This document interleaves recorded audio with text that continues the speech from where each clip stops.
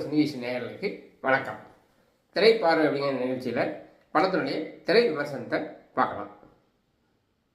அகத்தியா இந்த படத்தில் திரை விமர்சனத்தை பார்க்கலாம். ஜீவா ஒரு சினிமா ஆர்ட் டைரக்டர். ஒரு பங்களாவை பிடிச்சி அதை பேய் பங்களாவை செட்டு போடுறாரு. அவருடைய உதவியாளர் ராஷி கண்ணா காதலியாக வரலாம். ஒரு பாலனஜி பங்களாவுக்கு ஹீரோ ஹீரோயின் போனால் ஒரு பேய் படத்தில் என்ன நடக்கும், அதே மாதிரி அங்கே சில அமானுஷ்ய சக்திகள் இவரை பயமுறுத்துது. அப்புறம் அந்த சக்தி யாருன்னு விசாரிக்கிறாரு. அவங்க பிளாஸ்பேக் சொல்கிறாங்க. இப்படி நடந்து கடைசியாக எப்பவும் போல படம் முடிவடையுது. இது ஒரு பேய் படம் என்ன கிடைக்கும் இல்லையா. இதில் ஜீவா, ராஷி கண்ணா, அர்ஜுன், ராதாரவி, இது போக சில ஆங்கிலேய நடிகர்கள் நடிச்சிருக்காங்க. இந்த படத்தை பாடலாசிரியர் பா விஜய் இயக்கியிருக்கார். யுவன் சங்கர் ராஜா மியூசிக் பண்ணியிருக்கார். யுவன் சங்கர் மியூசிக் எப்படி சொல்கிறதுக்கு ஒன்றும் இல்லை, அவருக்கு பெருசாக வேலை இல்லைன்னு சொல்லிடலாம்.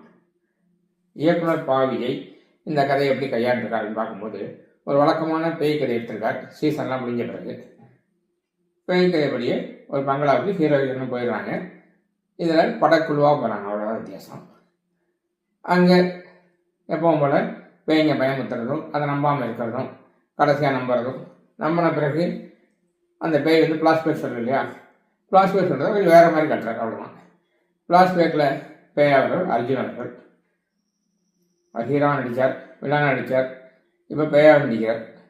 இந்த பிளாஸ்பேக்கில் புதுமாக பண்ணுவோம் அப்படின்னு சொல்லி சுதந்திர போராட்டத்துக்கு முந்தைய காலகட்டம் 1940 நடக்கிற மாதிரி கதை அப்படிங்கிறாங்க. சரி, அதில் அர்ஜுன் நண்பராக நிலக்கட்டை வர்றாரு. இது இந்தியாவில் இருக்கிற கதையாக காட்டாமல் பாண்டிச்சேரி நடக்கிற கதை. இந்தியா அப்படி வெள்ளையர்கள் ஆதிக்கத்தில் இருந்த மாதிரி பாண்டிச்சேரி பிரெஞ்சு கவர்மெண்ட் ஆதிக்கத்தில் இருந்தது. அங்கேயே புரட்சி வரணும் அப்படின்னு பேசிக்கிறாங்க. எப்பவுமே வெள்ளைக்காரன் கதையை காட்டும்போது ஒரு அதிகாரி ரொம்ப கொடுங்கோல் அதிகாரியாக இருப்பான். அவன் மட்டும் கெட்டவன் மாதிரியே காட்டுவாங்க. அவனுக்கு அசிஸ்டண்டாக அவர் இந்தியர் தான் இருப்பார். அதே மாதிரி கொடுங்கோல் அதிகாரியாக வில்லன், அவருக்கு உதவியாளர் கணக்கு பிள்ளையா ராதாரவி. அர்ஜுன் சித்த வைத்தியம் வர்றதும், அந்த வில்லனுடைய தங்கச்சிக்கு வைத்தியம் பார்க்குறதும், அவங்க 2 பேரும் லவ் பண்ணுறதும், இப்படி எல்லாமே பார்த்து பார்த்து சலித்து போன காட்சிகள்.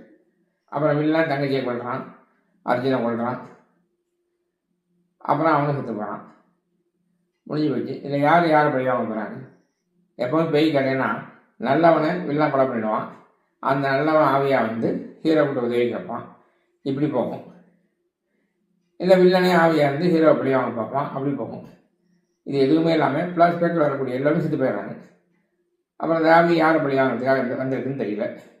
இந்த ஃப்ளாஷ்பேக்கு ஜீவாக்கு என்ன சம்பந்தம் அப்படின்னு லிங்க் பண்ணுறாங்களாம். என்ன லிங்க் அப்படின்னா, அந்த பிரெஞ்சு அதிகாரி எதிர்த்து ஒரு போராட்ட வீரன் போராட்டம் பண்ணிட்டே இருக்கான். அவன் மூஞ்ச காட்டாமலே இருக்கான், மோமடி போட்டே வரான் படமுழுக்க. கடைசியாக யாராக இருந்தால் அது ஜீவாகும். அவர் இறந்து அவனுடைய மறுபிறவி தான் இப்போ இருக்கு ஜீவா அப்படின்னு கொண்டு சேர்க்குறாங்க. இதெல்லாம் புதுமையை நடிச்சு பண்ணியிருக்காங்க, அவ்வளோதான். பேய்க்காக நம்ம பயமுறுத்துற காட்சிகளும் சரி, ராசி கண்ணா ஜீவா லவ் காட்சிகளும் சரி, அர்ஜுன் வெள்ளக்காரர்களோட போராடுற காட்சிகளும் சரி, அர்ஜுன் அந்த வெள்ளக்காரரிய நகைச்சியை லவ் பண்ணுற காட்சியும் சரி, எதுவுமே புதுமை இல்லை அப்படின்னா படத்தில் பெரிய மைனஸ். அதனால் எதுவுமே ரசிகர்களோட கொஞ்சம் கூட கனெக்ட் ஆகலை அப்படிங்கிறது தான் இன்னொரு மைனஸ். கிளைமாக்ஸில் பேய் எதிர்த்து யாகம் பண்ணுவாங்க, இல்லைன்னா டெட் பாடி எரிச்சிட்டா பேய் செத்துணும்பாங்க. அந்த ஃபார்மேட்டை கொண்டு வந்திருக்காங்க. ஆனால் டெட் பாடி எரிச்ச பிறகு அந்த பேயும் சண்டை போடுது. வில்லன் பேய் எஞ்சி வருது, அர்ஜுன் பேய் வருது. அந்த பிளாஸ்பேக்கில் ஜீவா சுதந்திர போராட்டம் வந்தார் இல்லையா, அந்த பேய் இந்த ஜீவாகம் புகுந்தது. 3 பேயும் சண்டை போடுது. இப்படி பேய் சண்டை போடுற கிளைமாக்ஸ், அதெல்லாம் புதுமைன்னு சொல்லிக்கிறோம். படம் முழுக்க ஏகப்பட்ட கிராஃபிக்ஸ் காட்சிகள், நிறைய பொருட்செலவு, ஆனால் எதுவுமே கொஞ்சம் கூட பலம் தராமல் போயிடுச்சு அப்படிங்கிறது தான் மிகப்பெரிய சோகமான விஷயம். அகத்தியா அப்படின்னு பேரை பார்த்தோன்னா ஏதோ ஒரு பெரிய சரித்திர படமோ ஏதோ பெரிய இதிகாச ஆராய்ச்சி படமோ அப்படின்னு நினச்சா அதெல்லாம் ஒன்றும் இல்லை. ஜீவா பேர் அகத்தியா, அவ்வளோதான்.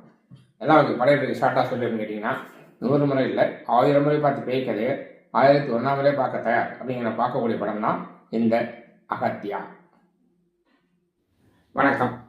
திரை பொக்கிஷம் ஏற்கனவே வெளியாகி வெற்றி பெற்ற படங்களை பற்றிய சில சுவையான தகவல்களை சொல்லுவதுதான் இந்த நிகழ்ச்சியின் நோக்கம். இந்த நிகழ்ச்சிக்கு உங்களை வரவேற்கிறேன்.